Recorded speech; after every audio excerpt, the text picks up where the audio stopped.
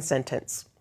After 8 years under Mahmoud Ahmadinejad, Iran has a new president. His name is Syed Hassan Rouhani.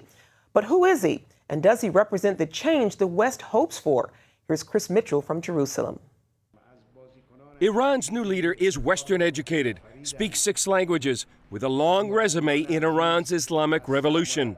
Unlike the abrasive Ahmadinejad, he presents a softer image. His election led some Western leaders and media to brand Iran's new president a moderate who can change Iran. Nothing is going to change. There's going to be a new style.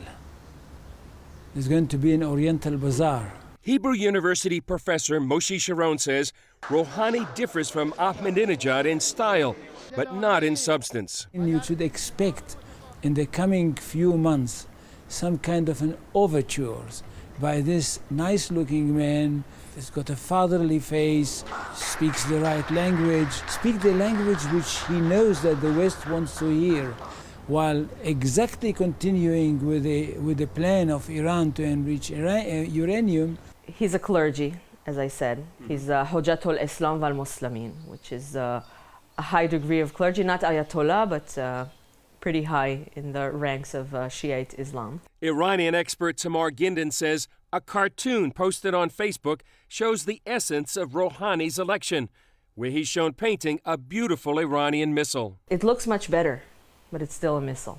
And he said himself that they're not going to stop the centrifuges. While the president is the face of Iran, the real power lies with Supreme Leader Ayatollah Khamenei. Don't think that Rouhani is going to develop his own policy. There's not going to be such a thing. He's going to present a policy which is going to continue to be created by the Supreme Leader. Those policies include Iran's nuclear program, its support of Syria, and an alliance with Russia. Rouhani also has a long history in a regime that persecutes Christians, tortures dissidents, and built the world's largest terror network. When Rouhani served as Iran's chief negotiator, he boasted that Iran's nuclear program advanced during his negotiations. Israeli Prime Minister Netanyahu calls that game talk and enrich, which allows Iran's nuclear program breathing room. Some believe he might be more dangerous than Ahmadinejad. He can be more dangerous from this point of view that he is going to say things which you want to hear.